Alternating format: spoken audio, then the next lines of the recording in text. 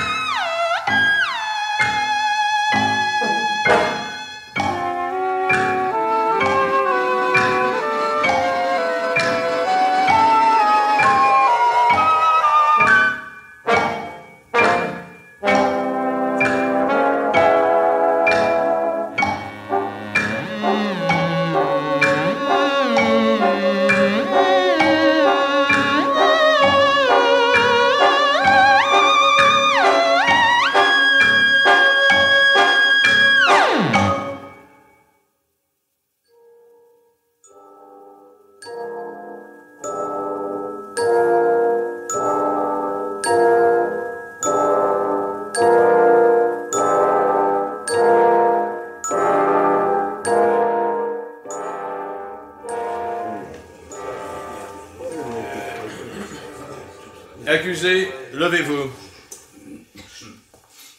Vous vous nommez Louis, Désiré, Gontran, Hugues, Guy, Gaëtan, baron Le Courtois. Vous êtes âgé de 54 ans, vous êtes marié sans enfant, vous êtes exploitant forestier habitant au château de la Meilleraie, commune de Saint-Martin-sous-Bois. C'est exact, monsieur le président. Vous êtes accusé d'homicide volontaire, commis le 26 septembre, sur la personne de la demoiselle Solange Anne-Marie Donadieu, 25 ans, célibataire, couturière au dit village de Saint-Martin-sous-Bois. Reconnaissez-vous les faits? Oui, monsieur le président. Je dois faire connaître à mesdames et messieurs les jurés que vous êtes venus spontanément passer des aveux et vous constituer prisonnier à la gendarmerie de Saint-Martin. J'ai reconnu le crime. Le procès-verbal du brigadier de gendarmerie en témoigne. Mais je dois faire également connaître aux membres du jury que vous vous êtes refusé à toute autre déclaration, aussi bien devant les inspecteurs de la brigade mobile que devant le juge d'instruction. Vous vous êtes enfermé dans un mutisme absolu. C'est exact, monsieur le président. Ainsi, vous avouez l'assassinat. Et vous vous êtes refusé jusqu'à présent à apporter la moindre lumière, tant sur les mobiles que sur les circonstances de votre acte. Absolument, monsieur le président. Je me vois donc dans l'obligation, avant de procéder à votre interrogatoire, de vous demander si à cette audience, alors que vous comparaissez devant la cour d'assises, votre intention est de persister en cette attitude. Monsieur le président, je ne dirai rien. Pas plus ici qu'ailleurs.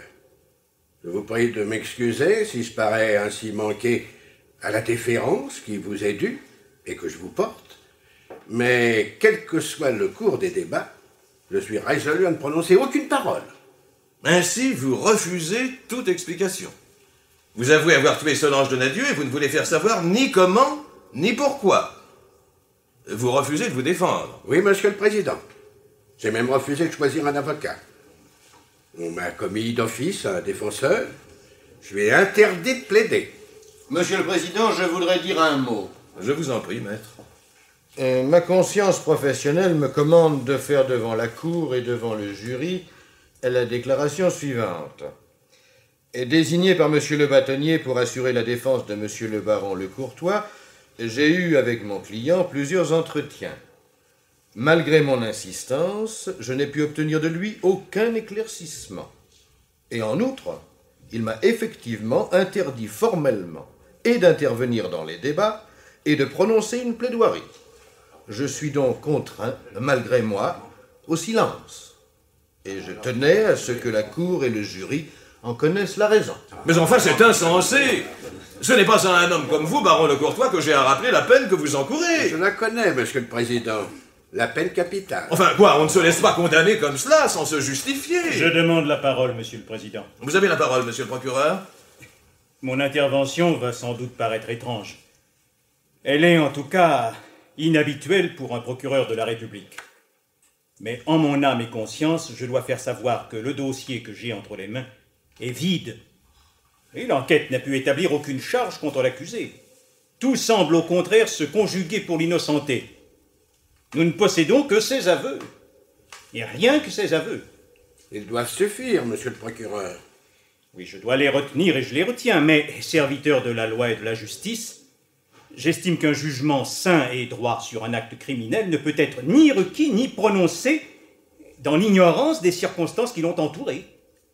C'est pourquoi, accusé, avant que ne s'ouvrent les débats, je joins mes instances à celles de monsieur le président et à celles de votre défenseur pour que vous nous disiez enfin pourquoi et comment vous avez assassiné Solange Donadieu.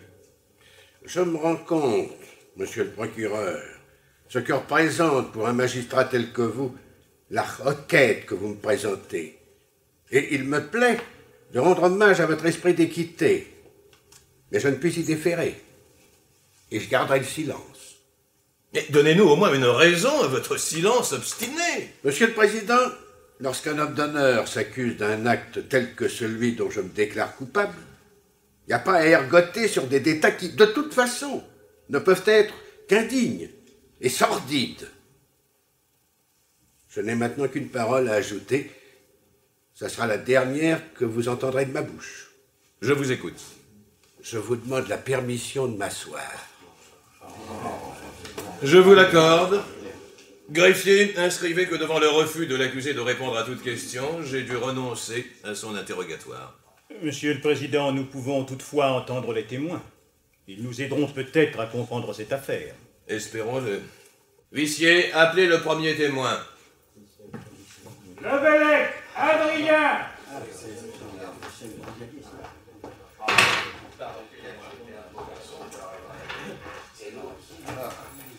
Vos noms, prénoms, âge, profession et domicile. Le Bellec, Adrien Octave, 42 ans, chef de la brigade de gendarmerie à Saint-Martin-sous-Bois. Vous n'êtes ni parent ni allié de l'accusé, vous n'êtes pas à son service et il n'est pas au vôtre. Non, monsieur le Président. Vous jurez de dire la vérité, toute la vérité, rien que la vérité, levez la main droite et dites « je le jure ». Je le jure. Faites votre déposition, brigadier. Le 26 septembre, j'étais dans mon bureau de la gendarmerie quand à 17h35, je reçus un coup de téléphone du sieur Marcelin Joseph, qui tient un débit de boisson à Saint-Martin, sur la route qui mène à Arcil et Saint-Martin.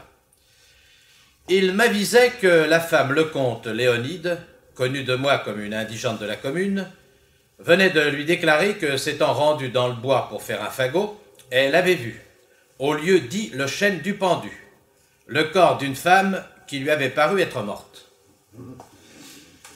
Avec le gendarme Bolin-Gaston, de ma brigade, je me suis aussitôt rendu en voiture au lieu dit, distant d'environ 1250 mètres du village. Et effectivement, nous avons trouvé étendu sur le dos, en bordure du Léon, le cadavre d'une femme que nous avons reconnue comme étant celui de mademoiselle Solange Donadieu. Vous connaissiez Solange Donadieu?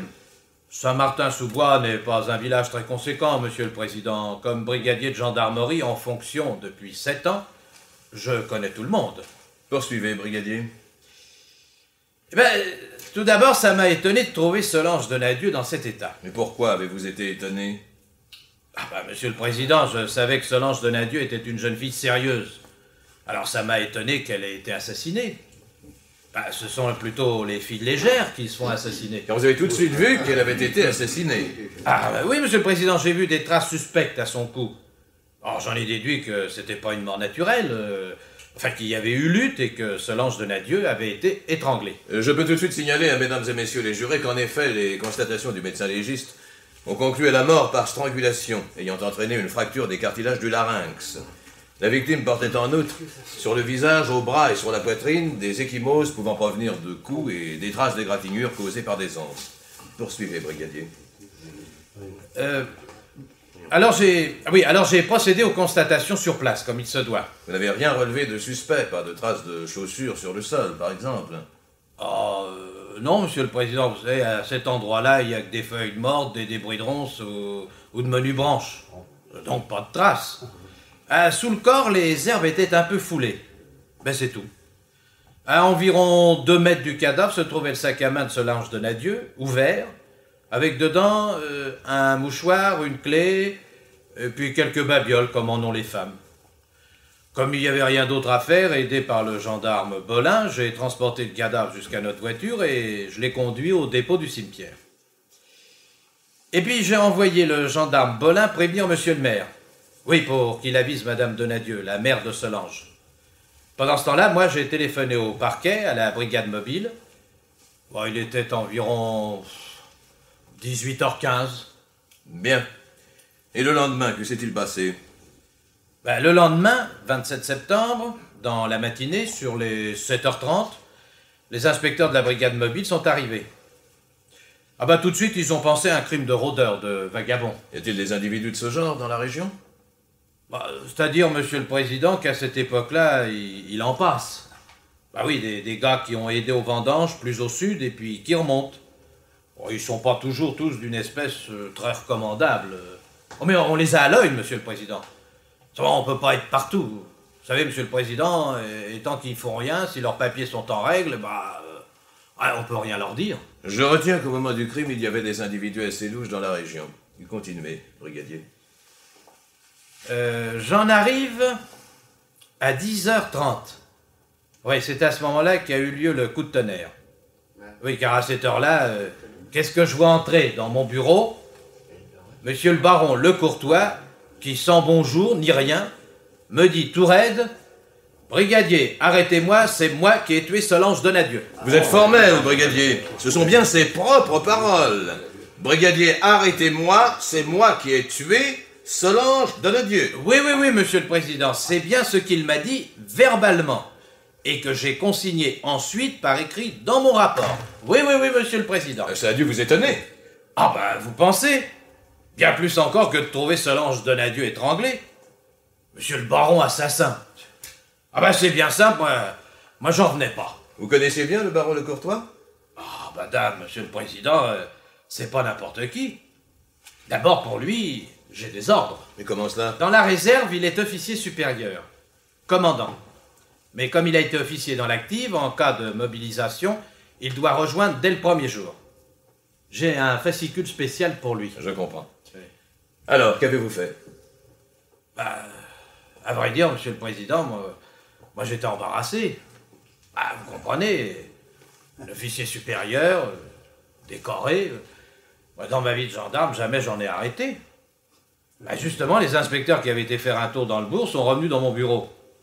Alors, monsieur le baron leur a répété qu'il n'avait pas besoin de chercher, que c'était lui l'assassin. Il n'arrivait pas à y croire. Et aussi ces messieurs du parquet, quand ils sont arrivés un peu plus tard. Le baron n'a jamais rien dit de plus? Rien. Rien, monsieur le président. Les inspecteurs, et puis le juge d'instruction, auraient voulu qu'ils disent quelque chose. Je sais pas, moi, qu'ils racontent un peu. Oui. Ils ont eu beau faire, et de toutes les façons, il a simplement répondu... si, je m'en souviens. Je vous en prie, ne m'importunez pas. Oui, c'est son mot, monsieur le président. Ne m'importunez pas, je ne dirai rien. Emmenez-moi. Ils l'ont emmené. Voilà, c'est tout ce que je sais, monsieur le président. Dites-moi, brigadier, à ce moment-là, comment était le baron Le Courtois? Comment il était? Oui. Monsieur le président, ce qui m'a encore étonné, c'est qu'il n'ait pas été autrement. Il était, autant dire comme d'habitude, quoi. Il n'avait rien d'un assassin. Parce qu'il n'y a pas à dire, j'en ai vu d'autres. Même les durs, après, quand ils sont devant nous, ça leur fait quelque chose. Lui, le baron, même pas ému. Non, il était normal, comme s'il était venu demander un renseignement, comme il arrive. Brigadier Lebellec, vous connaissiez bien l'accusé et la victime. N'avez-vous pas quelques idées sur les raisons qui ont pu pousser le baron Le Courtois à étrangler Solange Donadieu? Si ce ne sont que des soupçons, il faudrait quand même les exprimer. Je ne peux dire qu'une chose, monsieur le président. Je n'y comprends rien du tout. Et si toutes les affaires devaient être comme celle-là, ce sera à quitter la gendarmerie. Moi, je le dis comme je le pense tout net. Je vous remercie, brigadier. Des questions, monsieur le procureur? Oui, monsieur le président.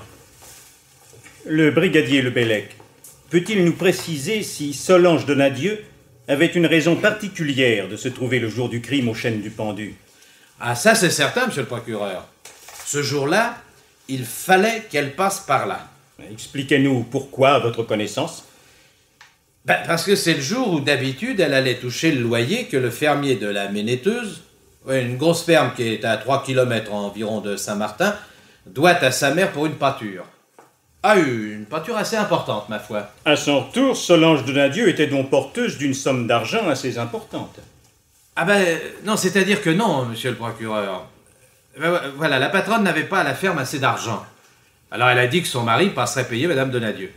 Et d'ailleurs, c'est ce qu'il a fait un peu plus tard. Alors Solange Donadieu n'avait donc pas d'argent sur elle, mais on pouvait croire qu'elle en avait. C'est cela même, monsieur le procureur. Tout le monde dans le pays était au courant. Qui a pu voir Solange Donadieu partir pour la Ménéteuse? Oh, mais également un peu tout le monde, monsieur le procureur. Il faisait beau ce jour-là et il y avait pas mal de gens sur le pas des portes. C'est tout, monsieur le président. Maître, des questions? Monsieur le Président, il m'a été défendu par mon client d'en poser. Je vous le demandais pour la forme, maître. Huissier, faites entrer le témoin suivant. Levasseur, Martial.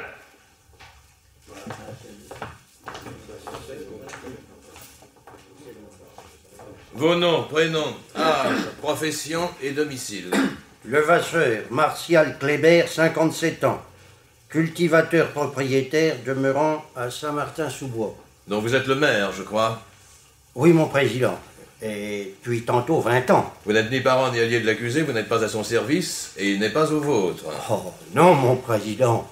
Vous jurez de dire la vérité, toute la vérité, rien que la vérité, levez la main droite et dites « je le jure ». Je le jure. Monsieur le maire, veuillez nous dire ce que vous savez. Oh, mon président, ça sera vite fait. Moi, je sais rien. Vous ne savez rien des faits, soit, mais vous êtes appelé comme témoin de moralité. Parlez-nous de Solange Donadieu. Qu'est-ce que vous voulez que je vous dise, moi? Solange, c'était une jeunesse, tout ce qu'il y a de convenable. Rien à dire sur elle. Ça, pas coureuse, tout honnête. Son père était employé au chemin de fer, dans les bureaux. Quand il est mort, il y a de ça dans les 15 ans, sa veuve est revenue à Saint-Martin, d'où elle était native, et où elle possédait de sa famille une maison et quelques terres, quoi. Elle a ouvert une boutique. Elle y vendait les journaux, le papier à lettres, et puis encore, comment vous dire, quoi, la mercerie, les mouchoirs, enfin, tout ce qu'il faut pour les femmes, quoi. Et elle faisait aussi la couturière quand ça se trouvait. Sa fille l'aidait. Elles s'entendaient bien toutes les deux. Et elles gagnaient de quoi vivre à leur aide. Ce qu'il faut, quoi. En tout cas, je peux dire une chose. C'est qu'à Saint-Martin, elles n'avaient pas d'ennemis. Pas même, comme ça se trouve toujours, une commère pour clabauder sur leur dos. Et c'est plutôt rare. Surtout pour une fille tournée comme l'était Solange. Hein? Car Solange Donadieu était jolie. C'est-à-dire que, sans dire du mal des autres, c'était peut-être bien la plus jolie fille du pays. Et aucune aventure dans sa vie? Enfin, vous me comprenez, monsieur le maire? Je vais vous dire, mon président. Forcément, il y a de ça, comme qui dirait 2 paires d'années, même un peu plus. Elle a connu un monsieur. Attention, je dis un monsieur. Je le connaissais bien et son père aussi. Son père, c'est un marchand de vin en gros qui est maire de Saint-Florentin, un bourg qui est à 3 petites lieues au sud-sud-ouest de Saint-Martin. Ce fils-là, il avait fait des études, et des études savantes, hein. Il était ingénieur dans les postes. Un monsieur, tout ce qu'il a de bien. Alors, ils allaient se marier, quand il s'est tué en moto. C'est bête, ces accidents. Ça a été un coup terrible pour Solange. Elle a dit comme ça qu'après ça, c'était fini, qu'elle resterait vieille fille, qu'elle voulait plus connaître d'homme. C'est peut-être des paroles comme ça, mais je vais vous dire, mon président. Entre nous, c'est pas qu'elle était fière, non. Mais Solange, elle n'aurait pas voulu épouser n'importe qui. Ah non. Oh, il fallait un monsieur. Alors, ça aurait été plutôt rare qu'un monsieur, ce que j'appelle un monsieur, vienne la chercher à Saint-Martin-sous-Bois. On n'est même pas sur une nationale, c'est vous dire. Hein. Et le baron Le Courtois, vous le connaissiez bien aussi, monsieur le maire. Si je le connais. Pour un peu, je l'aurais vu net, vu que j'ai dans les 2 ans de plus que lui. Alors, c'est pas à dire qu'on n'ait jamais beaucoup joué ensemble quand on était gosse. Non, il n'est jamais venu à la communale. Il a d'abord eu un précepteur qu'on nomme une sorte d'abbé. Et puis son père l'a envoyé dans les écoles de la ville. Après, on ne l'a plus guère vu. Hein. On a su qu'il était devenu officier dans les chars, qu'on a dit. Et puis, quand son père est mort, un brave homme, son père, que Dieu ait son âme, le baron est revenu au château. Pas pour n'y rien faire, comme on pourrait croire. C'est pas qu'il ait possédé beaucoup de terre, quelques hectares et des pâturages d'embouche avec une ferme où il avait mis un métayer. Mais toute la forêt était à lui. Et c'est pas rien que cette forêt. Elle s'en va bien au-delà de la commune, jusque sur Saint-Florentin et le Plessis-le-Roi, avec même un bout sur le département voisin. Et toute l'exploitation, il s'en occupait lui-même, sans gérant, sans intendant, directement avec les bûcherons et les marchands de bois. Et c'est du labeur. Ah, c'est moi qui vous le dis. Le baron Le Courtois possédait donc une belle fortune. Oh, madame, cette forêt-là, c'est quelque chose, non? Et quel homme était le baron Le Courtois? Un brave homme, mon président, ça je peux le dire. Bien sûr, pas un homme comme vous ou moi, non. D'abord, il n'était pas bien causant. Mais toujours un bonjour et un mot en passant pour chacun quand il venait au village. Pas fier, quoi, comme il y en a. Et puis, le facteur lui portait, autant dire tous les jours, des journaux et des livres qui venaient de Paris. C'était un homme qui lisait, à ne pas croire. Et pourtant, à son âge, il avait plus à apprendre. Hein? Les châtelains avaient-ils des relations dans le village, monsieur le maire? Des relations? Si c'est des gens qui fréquentaient, que vous voulez dire, je peux vous dire non. Elle, c'est bien simple, on ne la voyait que le dimanche, quand ils venaient tous les deux à la messe. Et c'était banassé, parce que sans en dire du mal, c'était pas une femme aimable. Ah, dame non! Plate comme une planche et le caractère et tout. On aurait dit que ça lui faisait mal de répondre quand on lui tirait son chapeau. Lui, il venait plus souvent, des 3, 4 fois la semaine, pour ci, pour ça. Et au château, recevait-il souvent? Ah, ça, je peux pas trop vous dire, mon président, vu que j'y étais pas. Mais sauf les marchands de bois et les entrepreneurs de transport, on n'a jamais entendu dire que quelqu'un venait les voir, ou ça aurait été plutôt rare. Alors. À votre connaissance, monsieur le maire, le baron Le Courtois était-il particulièrement en relation avec Solange Donadieu? Si c'est ce que vous voulez dire, mon président, je ne crois pas. À ma foi, non. S'il y avait eu quelque chose, vous pensez bien qu'avec toutes les bonnes femmes qui sont aux aguets des affaires comme ça, dans un pays comme Saint-Martin, je l'aurais appris. D'abord, ma femme aurait été la première à m'aviser. Elle a la langue qui lui démange toujours. Bien sûr, le baron, il connaissait Solange, mais comme les autres filles. Justement, avec les filles, les femmes, comment en général se comportait le baron? Oh, ça alors, mon président, rien à dire. Correction, correction. Oh, autant dire que c'était comme s'il les avait pas vues comme des femmes. Même pas une gaudriole comme ça se dit, sans penser à mal pour ça, hein. C'est bien qu'il y a le coup de sang qui peut arriver à tout un chacun. Et le baron, sauf votre respect, avec la baronne, il devait pas rigoler tous les jours. Mais de là à penser que le baron... Oh, ça, mon président, je le croirais jamais. Ah, ça, jamais. Pas de question, monsieur le procureur? Non, monsieur le président. Je vous remercie, monsieur le maire. Vous pouvez vous retirer. Le témoin suivant. Kertrao Ivanik.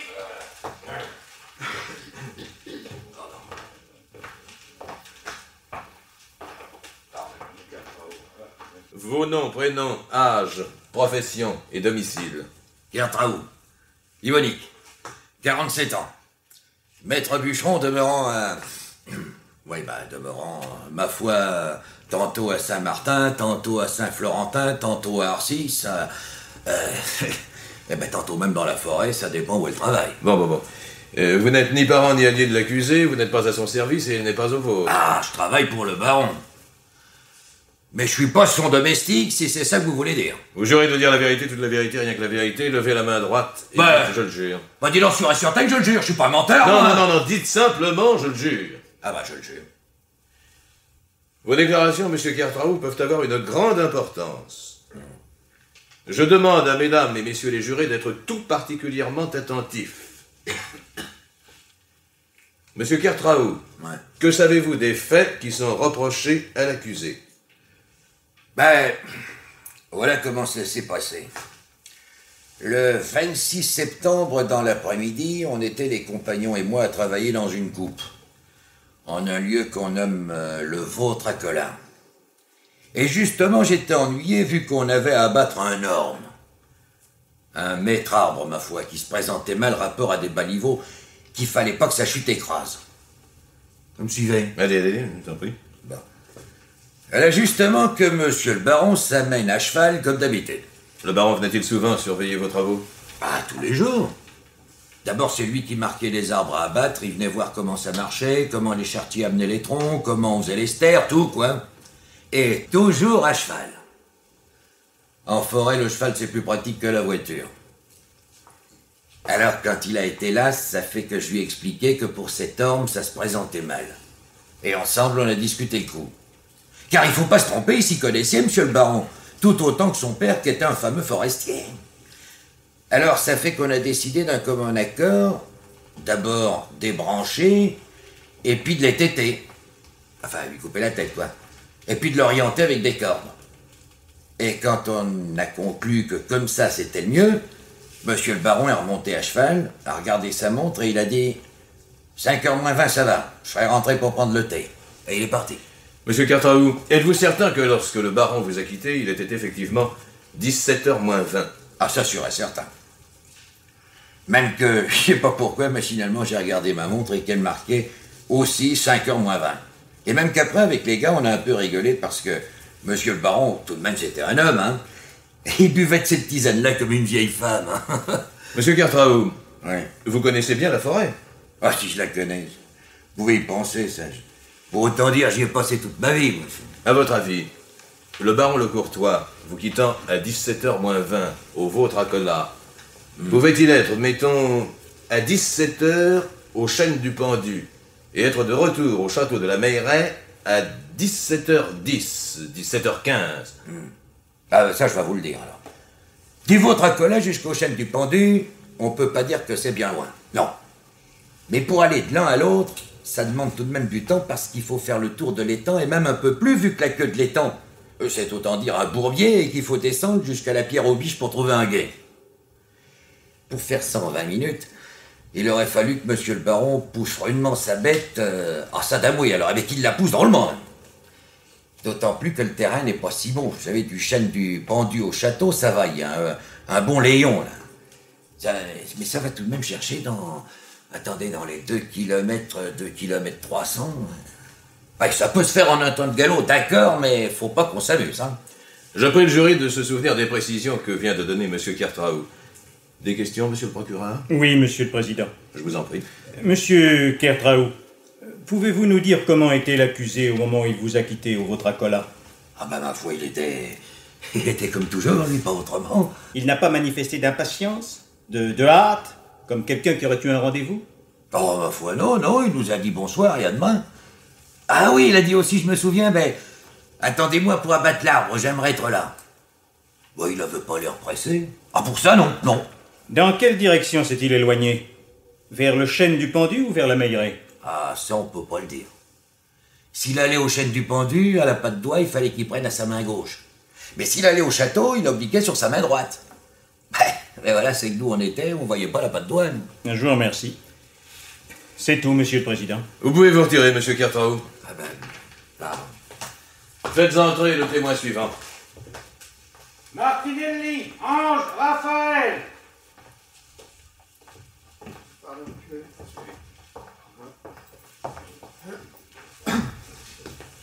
Vos noms, prénoms, âge, profession et domicile. Je m'appelle Martinelli, Ange, Raphaël. Mais on me dit toujours Germain. Oui, feu monsieur le baron, le père de monsieur Gaëtan, il aimait mieux ça. Et puis, bah, moi, ça me gênait pas. Passons. Oui, passons.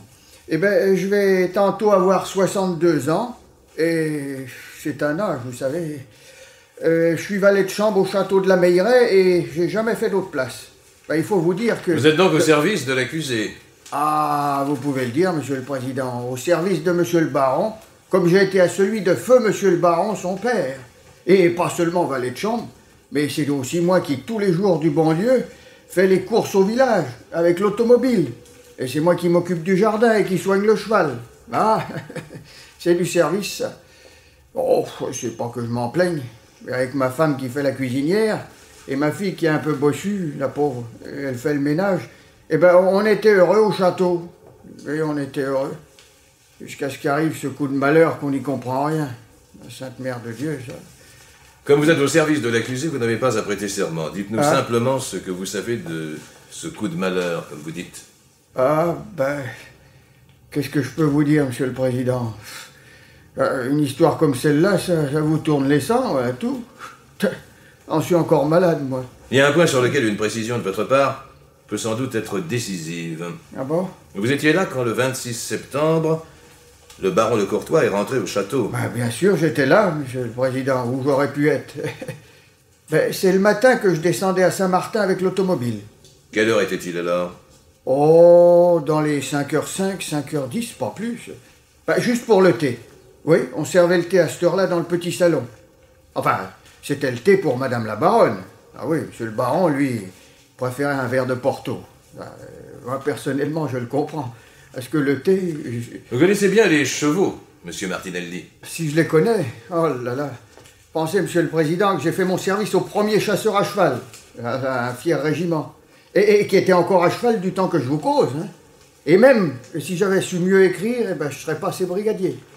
Bon, l'écriture, moi... Quand votre maître est rentré, sa monture vous a-t-elle semblé avoir fourni une course rapide? Hein? Vous me comprenez? Avoir été poussé. Hein? Ah! Oh là là! Une course rapide, oh que non! Johnny, c'est le nom du cheval. Un cob irlandais, bébrun. Eh ben, Johnny, il était sec comme ma main. Ça, si monsieur le baron l'avait un peu poussé dans les jambes, ça, je l'aurais tout de suite vu, ça, tout de suite. Ah oui, c'est une bonne bête, mais c'est une bête qui est plus jeune. Elle va sur ses 16 ans. Et pour un temps trop un peu allongé, elle mouille de partout. Ça. Et pour le galop, n'en parlons pas. Alors ça, monsieur le président, je peux dire et affirmer que quand je l'ai décelé, Johnny savait pas un poil de mouiller. Ben, c'est bien simple, j'ai même pas eu à le bouchonner. Je l'ai fait boire... Est-ce vous qui avez servi le thé? Hein? Le thé? Ah, comme d'habitude, oui, aussitôt après avoir rentré Johnny à l'écurie. Comment était alors le baron? Eh ben, monsieur le baron était botté, et avec sa culotte de cheval. Non, ça, il s'était pas changé. Non, je me suis sans doute mal exprimé. Je voulais parler de son attitude, de son humeur. Son humeur? Ah, ben, pour ça, il n'était pas non plus changé, monsieur le président, non. Ah, monsieur le baron parlait un peu, par politesse. Madame la baronne ne l'écoutait pas, ou elle faisait semblant. Enfin. Les deux époux ne vivaient-ils pas en bonne intelligence?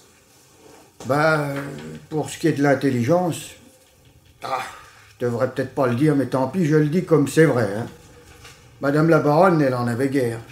D'abord, c'est une dame qui n'a pas de conversation. Non? Tout ce qu'elle sait dire, c'est des observations, et pas aimables. Hein. Des observations, d'abord à nous autres, les domestiques.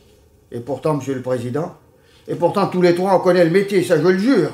On casse rien, on vole rien. Ah ça, je ne l'aurais pas toléré, jamais. Ah, vous savez, monsieur le président, ces observations, enfin, ces remarques que les gens comme elle font avec la bouche en cul de poule, eh ben, monsieur le baron, il en avait sa part. Hein. Ah, mais lui, il était toute patience, alors. il s'y était fait, quoi. Le baron et la baronne ont dîné ensemble? Ah oui, monsieur le président, oui, à 8 heures comme de coutume. Monsieur le baron a bien mangé.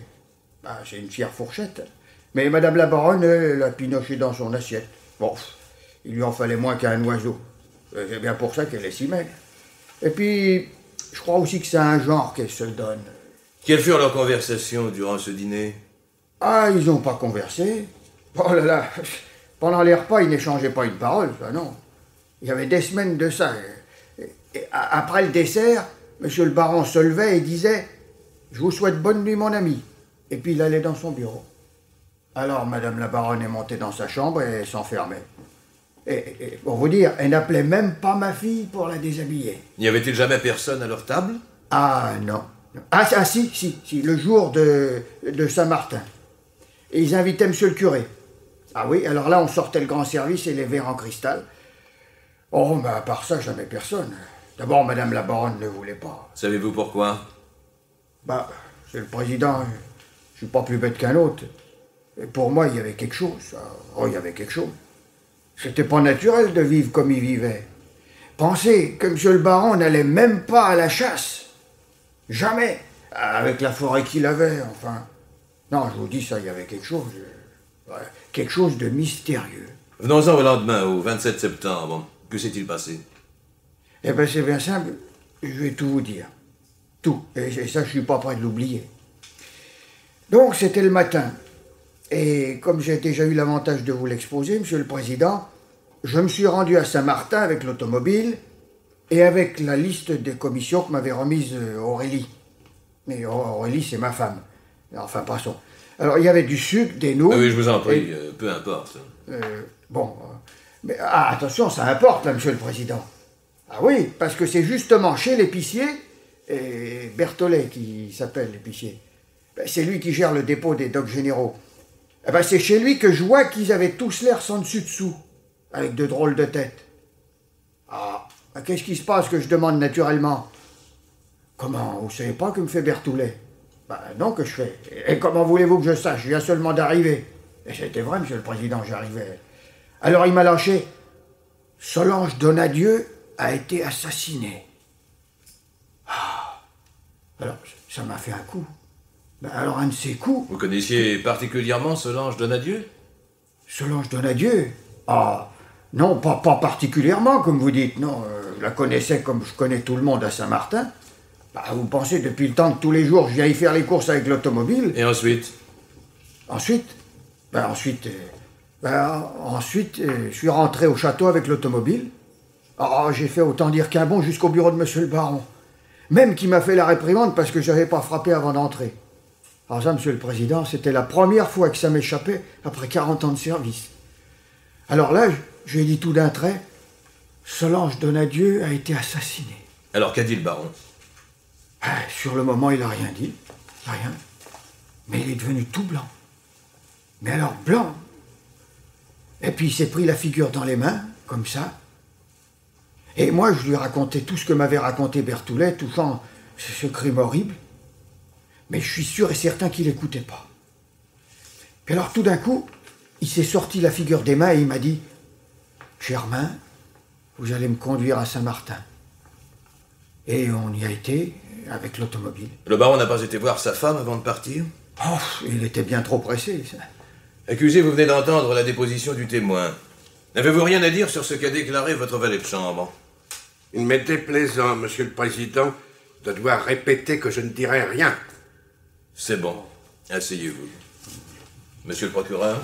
Monsieur le président, j'aimerais que le témoin nous dise si dans la journée du 26 septembre, la baronne Le Courtois a quitté le château. Ah, pour ça, je peux rien dire, ça. Parfois, il arrivait à madame la baronne de sortir dans l'après-midi. Mais ça, on ne savait pas quand ni où elle allait, ça. Et puis, je vais vous dire, monsieur le président, on s'en inquiétait pas. Non, c'était un moment où on était plus tranquille, voilà tout. Et quand elle sortait ainsi, était-ce toujours à pied? Ah, forcément. Forcément, elle ne sait pas conduire l'automobile. Et puis, Johnny, il y avait que monsieur le baron à le monter. Mais pour le thé, madame la baronne était toujours rentrée. Mais vous ne savez pas du tout où se rendait la baronne quand elle quittait le château? Oh là, j'allais pas la suivre, hein. Et puis elle pouvait bien aller où elle voulait. Monsieur le procureur, vous pourrez poser cette question à madame la baronne de Courtois. Je vois sur la liste quel est le témoin suivant. Très bien, monsieur le président. Huissier, faites venir madame la baronne de Courtois. Madame la baronne de Courtois. Madame la baronne de Courtois. Madame la baronne de Courtois. Monsieur le Président, Madame la baronne de Courtois n'est pas là. Enfin, c'est incroyable. La baronne a bien été citée. À ma demande, monsieur le président. La convocation a été régulièrement envoyée. Monsieur Martinelli. Monsieur Martinelli, je vous prie. Hein? Ah, faites excuse, monsieur le président. C'est que vous avez dit monsieur Martinelli, alors j'ai pas l'habitude. On me dit toujours Germain, depuis 40 ans. Bon, la baronne de Courtois était bien au château de la Mailleraie ce matin. Ah, non, monsieur le président, non. Oh, ça fait une bonne quinzaine que madame la baronne a quitté le château. Vous a-t-elle fait savoir où elle se rendait? Ah non, ça non. Bah, je vous ai déjà dit, c'est une dame qui est pas causante, vous savez. Ah non, bon, voici maintenant que cette baronne a disparu, qu'elle est peut-être en fuite. Mais ça change tout, c'est très ennuyeux. Et l'audience est suspendue. Oh, bah.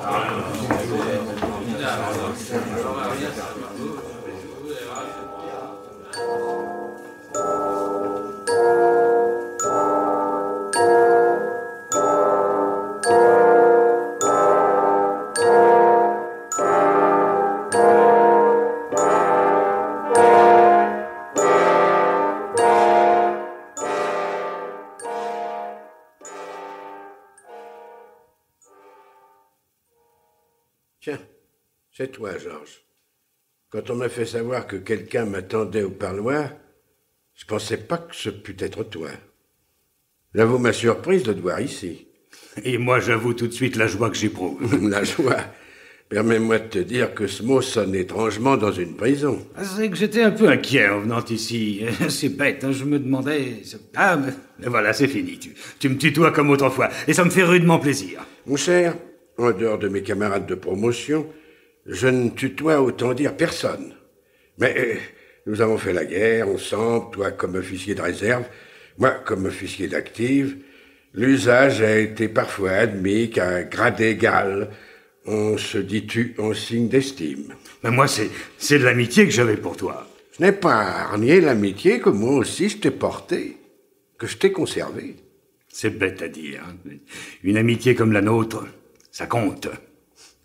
Es-tu toujours dans la police? Ah ben maintenant je suis en retraite. Mais j'ai repris un peu de service, mettons, à titre personnel et parce que je le devais. À quelle occasion? Mais à cause de toi. Vais-je te dire que je l'avais deviné? Mais qu'est-ce que tu veux, quand j'ai appris ton affaire par les journaux, je me suis dit, il y a quelque chose là-dessous, c'est impossible. Le Courtois ne peut pas avoir fait ça. Pourquoi? Mais voyons, je te connais. Nous avons vécu ensemble des heures où un homme apprend à savoir ce que vaut un autre homme. La guerre est une chose qui... Ne parle pas de ça, veux-tu? Peut-être en évoquant ces souvenirs me fais-tu mal. Eh bien, ma foi, tant pis. Je suis venu ici, ce n'est pas pour me taire, au contraire. Je t'en prie. Ce que j'ai fait ne regarde que moi seul. Mais tu oublies que mon métier a justement été de me mêler des affaires des autres. Et comme l'autre, c'est toi, j'ai commencé par assister à ton procès. Ah, tu étais là? J'étais là, dans la salle. Il fallait que je sois là. Tu connais donc ce verdict stupide, dérisoire. 15 ans de réclusion. Oui, 15 ans de réclusion, ça peut paraître ridicule, mais ça peut également s'expliquer. Les jurés, je crois, ont voulu montrer qu'ils conservaient un doute sur ta culpabilité. J'avais avoué. Les jurés ont été forcés de tenir compte de tes aveux. Mais ces aveux n'ont pas entraîné la conviction. Et les jurés ont voulu que la révision de ton procès soit possible. Sois certain que je ne la solliciterai pas. Tu prétends me connaître. Me vois-tu revenir sur des aveux? Ce ne serait pas nécessaire si l'on démontre que ton dévouement était inutile. Mon dévouement? Que veux-tu dire? Tout simplement ce que tout le monde a deviné. Tu as voulu couvrir l'assassin de Solange Donadieu. Je n'ai eu à couvrir personne. Il n'y a qu'un coupable, c'est moi. Crois-tu me faire admettre à moi que tu as étranglé cette fille?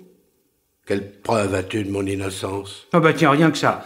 Ton cheval n'avait pas un poil mouillé. Ah, comme j'ai eu raison de me taire. Me fallait-il discutailler de ces fariboles avec les juges? Moi, baron Le Courtois, je déclare, voilà ce que j'ai fait. Et à qui demande-t-on contrôle de mes dires? À mon cheval. Ma culpabilité dépend d'un poil de jaunisse. Vas-tu toi retenir ces misères? Il nous en faut souvent moins pour démontrer une culpabilité. Tu m'autoriseras à m'en servir pour prouver ton innocence. Je ne suis pas innocent. C'est possible. Mais ce n'est pas toi qui as serré les mains sur la gorge de Solange Donadieu. Tais-toi. Tu ne l'as pas fait. Et tu ne pouvais pas dire que toi, baron Le Courtois, tu avais étranglé une jeune fille. Tais-toi, tais-toi. Tu ne pouvais pas le dire. C'est pourquoi, obstinément, tu as gardé le silence. Il n'y a pas que l'acte pour faire d'un homme un criminel. Celui qui détermine cet acte est tout autant coupable. La justice l'admet. Je n'ai que faire de la justice des hommes. Elle est ce qu'elle est, je la respecte, mais je comparais, moi, devant ma conscience. C'est un tribunal autrement exigeant. Mais l'amitié, elle aussi, peut avoir ses exigences. Tu voudrais donc... Je ne veux rien. Je déduis tout simplement en homme de métier. Tu n'as pas tué Solange Donadieu, donc quelqu'un d'autre l'a tué, quelqu'un dont tu as cru devoir prendre la place. Tu fais du roman. Mais empêche-moi de le bâtir. Car moi, je continue mon raisonnement. Pour prendre la place d'un criminel, il faut un motif puissant, très puissant. Ce peut être l'amour. Ou bien le remords. Encore faut-il que ce remords soit justifié. Peut-il l'être mieux que par une double faute? Double? Double! Ma condamnation m'impute une seule victime. C'est pour deux que je devrais payer. Il n'y a eu qu'un seul acte criminel. Un acte à deux personnages. La morte et l'autre. Et l'autre qui est en fuite. Je t'en conjure, tais-toi. Ah, je n'en ai plus le droit. De quel droit veux-tu parler? Je trouve... Tu me connais, Gaëtan, comme je te connais. Je suis têtu. Ça m'a souvent servi dans ma profession. Quand j'entreprends une enquête, je la mène jusqu'au bout. Je ne lâche pas. Et quand un ami comme toi est en cause et que j'ai décidé de le sauver, même malgré lui, je lâcherai encore moins, ça je te le jure. Que veux-tu faire? Ça peut dépendre de toi. Et si je ne veux pas que tu agisses? Quand un ami tombe à l'eau, on ne lui demande pas son avis pour l'en tirer. Je ne t'ai rien demandé. Oh, ce n'est pas toi qui crieras jamais au secours, mais pour sauver quelqu'un qui se noie, tu le sais, il faut quelquefois l'assommer. Voyons. Tu aimais ta femme? Non. Bon. Pourquoi? C'est une triste histoire, si tu tiens à tout savoir. Quand j'ai quitté l'uniforme, je me suis senti comme perdu. Une cousine a cru bien faire en me mariant avec une presque vieille fille qui enrageait de l'être. Je me suis laissé faire, par lâcheté. Or, cette femme qui était devenue la mienne, qui portait mon nom, était sans charme, sans culture réelle, méchante. J'aurais tout supporté d'elle, je lui aurais pardonné son manque d'attrait, son caractère odieux, s'il y avait eu entre nous ce qui fait que l'homme et la femme sont époux. Quelque tendresse, quelque entente. Or, l'amour lui était à dégoût. À quoi bon reprendre tous les détails d'une existence sans joie, privé même de la simple satisfaction de vivre ensemble? J'en suis venu à détester ma femme, à haïr cette créature à laquelle j'étais arrivé jusqu'à la mort de l'un de nous. Divorcer, tu sais que chez moi on ne divorce pas. Or, mal marié, tu aimais Solange Donadieu. Comment le sais-tu? Ben, il n'était pas sans doute bien difficile de le supposer. Et tu viens de me confirmer l'hypothèse que j'avais faite. Eh bien, oui, j'aimais Solange Donadieu. Différence d'âge, de conditions, bagatelle. Qu'importe même que Solange ait été jolie, enjouée, aimable, et qu'elle ait eu de l'esprit. Lorsqu'on analyse son amour, on aime déjà moins. J'aimais Solange, voilà tout. Mais Solange, t'aimait-elle? Solange n'a jamais su que je l'aimais. Je ne lui ai jamais dit un mot. Jamais eu une attention qui puisse lui faire deviner ma passion pour elle. Mais pourquoi? Je ne pouvais pas l'épouser. Je ne voulais pas en faire ma maîtresse. Un amour coupable eût été indigne de nous. Et ta femme ne savait-elle rien de cette passion? Georges, voilà mon crime. Mon forfait. Un jour, après une discussion sordide où elle avait été odieuse et qui m'avait exaspéré, je lui ai tout dit. Tout! Je n'en pouvais plus de silence, de dissimulation. J'ai parlé, m'étonnant même de pouvoir parler. Et quelle a été sa réaction? Elle n'a pas prononcé un mot. Elle s'est raidie un peu plus. Elle s'est retirée dans sa chambre. Depuis, elle ne m'a plus adressé la parole. Pas une fois. Mais quelques jours plus tard... Aux chaînes du pendu, ta femme étranglait Solange Donadieu. Je me fais horreur, Georges. De ma femme, j'ai fait une meurtrière. De Solange, une morte. Tu comprends pourquoi je puis me dire doublement coupable? Tu comprends pourquoi j'ai voulu payer? Il n'était qu'un châtiment possible. Mais tu connais mes convictions. Elles m'interdisent de me donner moi-même la mort. J'ai donc demandé aux hommes de m'infliger cette mort. Et j'ai même raté cela. 15 ans de réclusion. Telle est leur ridicule punition.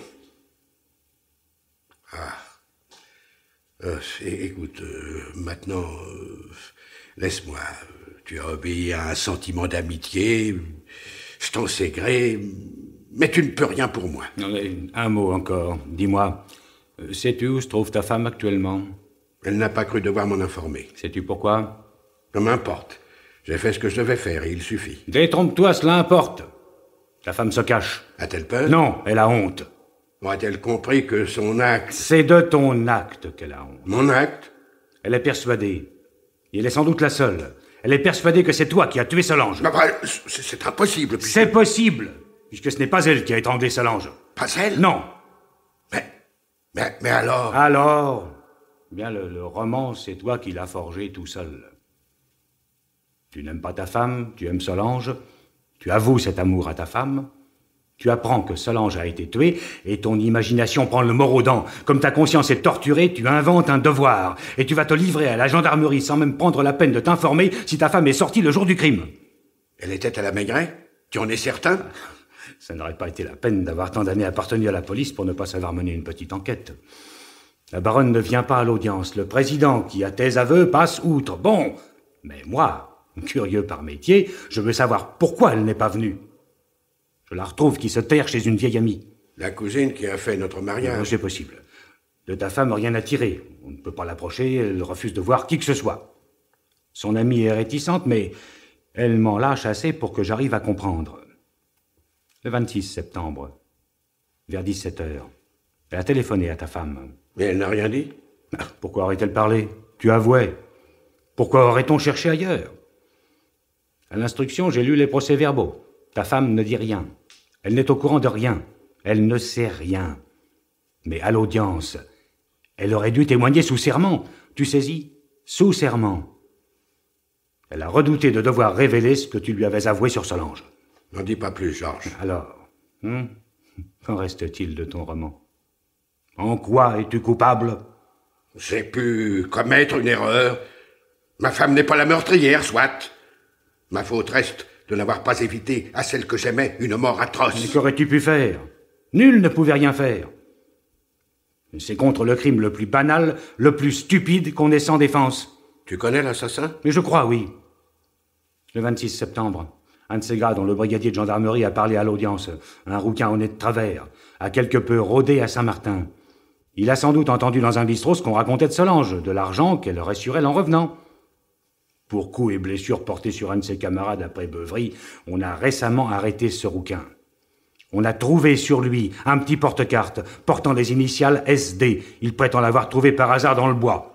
Un voyou sans intérêt. Oh, Solange, et cette brute... Voudrais-tu que ce crime reste impuni? Pense à Solange, justement. À Solange que tu aimais. Alors voici.